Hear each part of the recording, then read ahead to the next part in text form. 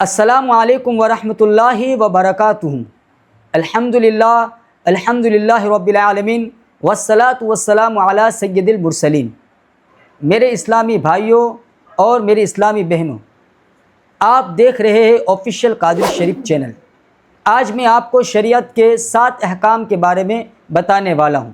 افسوس کی بات ہے، آج کل ہمارے مسلمان بھائیوں کو، اکثر لوگوں کو یہ بھی معلوم نہیں ہے کہ فرض، واجب، سنت مؤکدہ، سنت غیر مؤکدہ، مباح، حرام، ان تمام چیزوں کا علم آج بھی بہت سارے لوگوں کو نہیں ہے۔ اکثر لوگ ان تمام عمل کو ایک درجہ ہی سمجھتے ہیں، حالانکہ یہ بڑی غلط فہمی ہے، کیونکہ یاد رکھنا، جس کی وجہ سے کبھی فرض واجب میں کوتاہی ہو جاتی ہے اور کبھی سنتوں کی اہمیت بھی سمجھ میں نہیں آتی۔ اس لیے آج کی اس ویڈیو میں ہم شریعت اسلامیہ کے 7 احکام کو نہایت آسان زبان اور روزمرہ کی مثالوں کے ساتھ سمجھیں گے، تاکہ ہمیں معلوم ہو جائے کہ کون سا کام کرنا ضروری ہے، کون سا چھوڑنا گناہ ہے اور کن اعمال پر ثواب ملتا ہے۔ نمبر 1، فرض۔ فرض وہ عمل ہے جس کا حکم قرآن کریم یا قطعی دلیل سے ثابت ہو۔ اگر کوئی شخص جان بوجھ کر فرض چھوڑتا ہے تو سخت گناہگار ہوتا ہے، اور بعض فرائض کا انکار کرنا انسان کو اسلام سے خارج کر سکتا ہے۔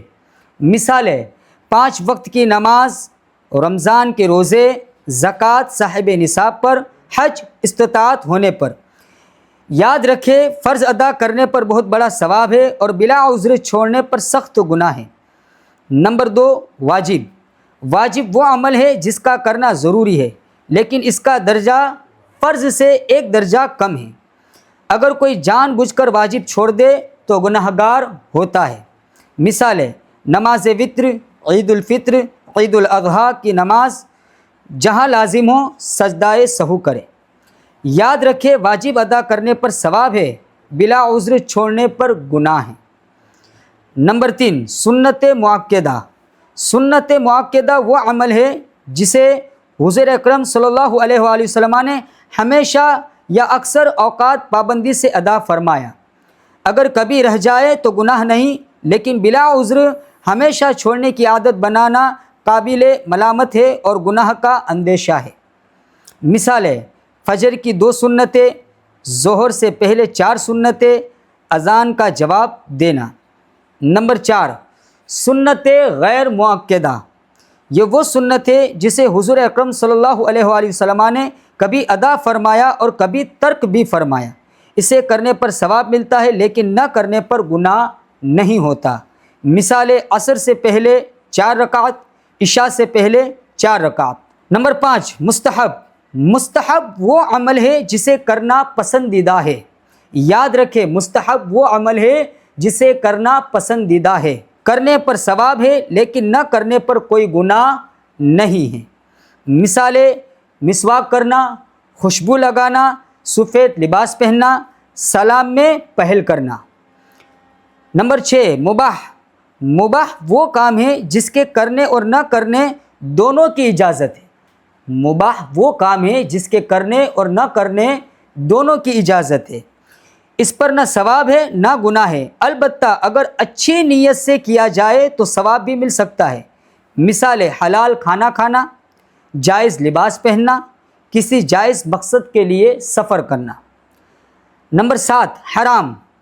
حرام وہ کام ہے جسے اللہ تعالیٰ اور اس کے رسول صلی اللہ علیہ وآلہ وسلم نے سختی سے منع فرمایا۔ جو شخص جان بوجھ کر حرام کام کرتا ہے وہ گناہگار ہوتا ہے، اور حرام کو حلال سمجھنا بہت خطرناک معاملہ ہے۔ مثال ہے جیسے شراب پینا، سود لینا، جھوٹ بولنا، چوری کرنا، والدین کی نافرمانی کرنا۔ میرے عزیز اسلامی بھائیوں اور بہنوں، آج ہم نے شریعت اسلامیہ کے 7 احکاموں کو مختصر انداز میں سمجھا۔ یاد رکھیں، دین کی صحیح سمجھ حاصل کرنا ہر مسلمان کے لیے ضروری ہے۔